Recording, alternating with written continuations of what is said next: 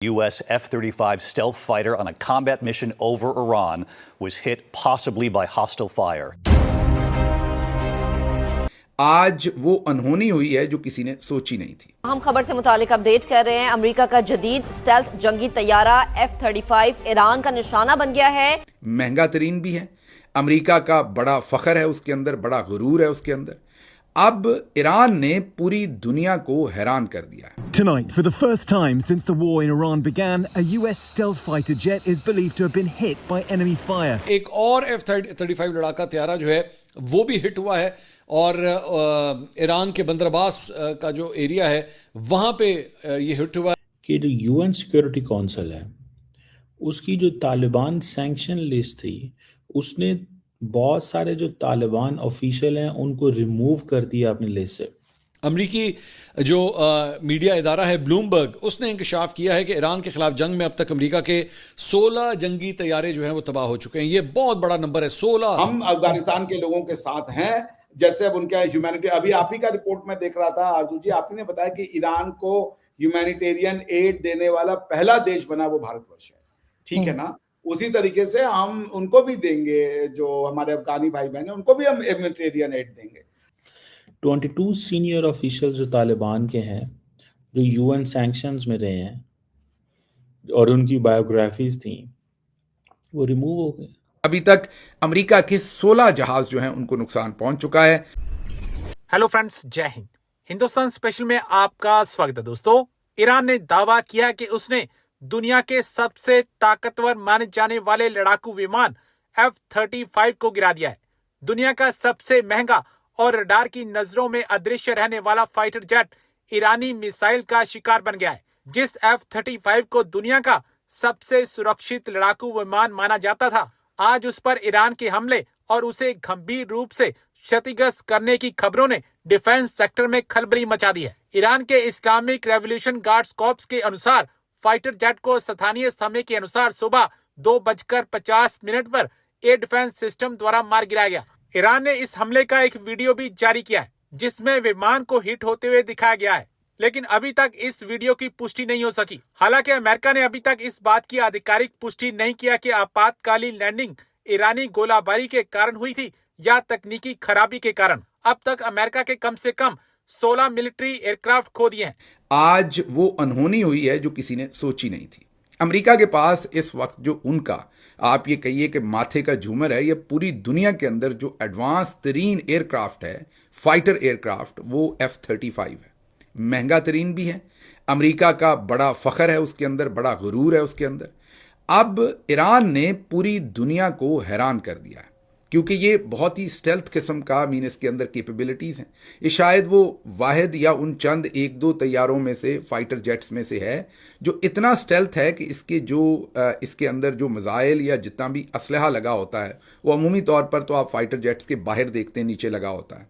उसकी वजह से अक्सर रडार और दूसरे जो आलात हैं वो इन जहाज़ों को डिटेक्ट कर लेते हैं। इस जहाज को इतना स्टेल्थ बनाया गया है, खुफिया बनाया गया है, ताकि जब ये परवाज करे तो कोई रडार पर इसे डिटेक्ट ना कर सके। और इसी चीज़ का अमेरिका को बड़ा फख्र है कि इसका जितना भी गोला बारूद इस जहाज के साथ मिसाइल लगते हैं, गोला बारूद लगता है, वो भी इसके जिस्म के अंदर चला जाता है, जहाज के कवर्ड होता है, ताकि वो बाहर से डिटेक्ट ना हो सके किसी रडार पर। अब ईरान ने वो काम कर दिखाया है जो किसी ने सोचा भी नहीं था। कोई ईरान ने इसमें Chinese defence system, air defence system इस्तेमाल नहीं किया, कोई उन्होंने रशियन एयर डिफेंस सिस्टम इस्तेमाल नहीं किया। आल्दो उनके पास हैं, उन्होंने ख़रीदे हुए हैं। अभी मुझे नहीं पता कि वो कारआमद रह गए हैं बमबारी के बाद कि नहीं, क्योंकि अमेरिका कहता है हमने 700 से ज़्यादा मुकामात के ऊपर जो है वो बमबारी की है, तो काफ़ी कुछ तबाह भी हुआ होगा।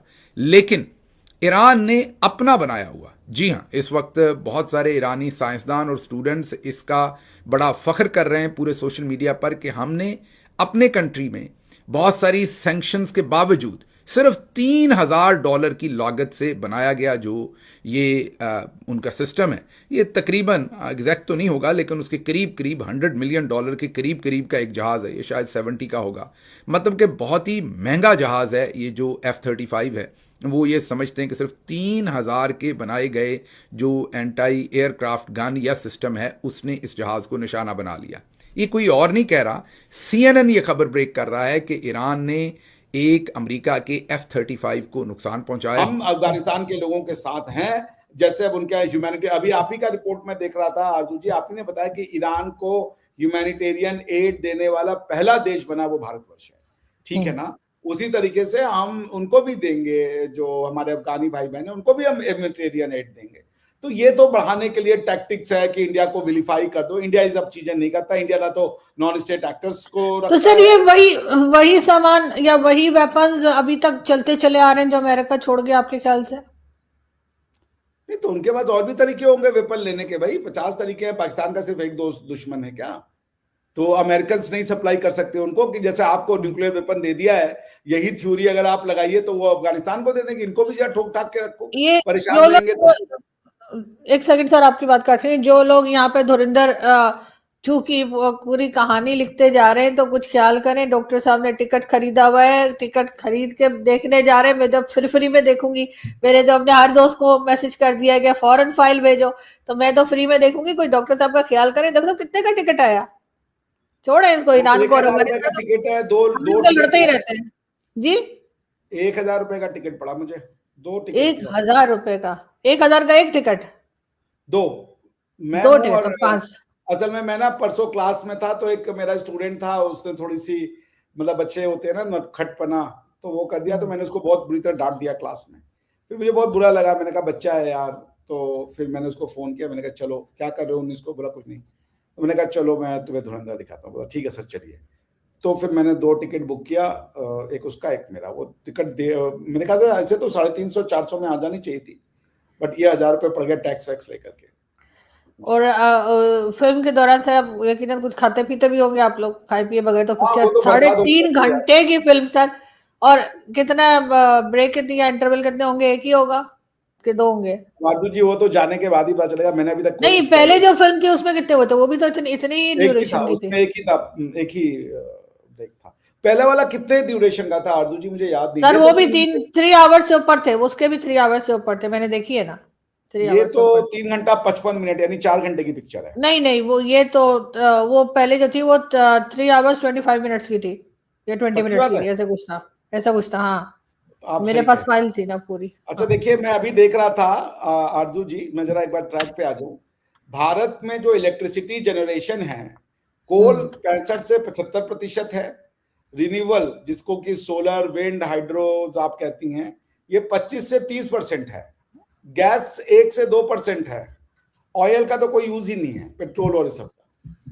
तो इलेक्ट्रिसिटी की कमी नहीं होने वाली है भारतवर्ष में। वो जो मेन होगा वो वही होगा, पेट्रोल डीजल। जो हम जैसे लोग कार वार चलाते हैं वो लोग साइकिल से जाएंगे, ठीक है थोड़ा वजन कम होगा। किसका? साइकिल का? इसमें कोई शक नहीं। इसका सर वजन किसका कम होने वाला है, साइकिल का कि लोगों का?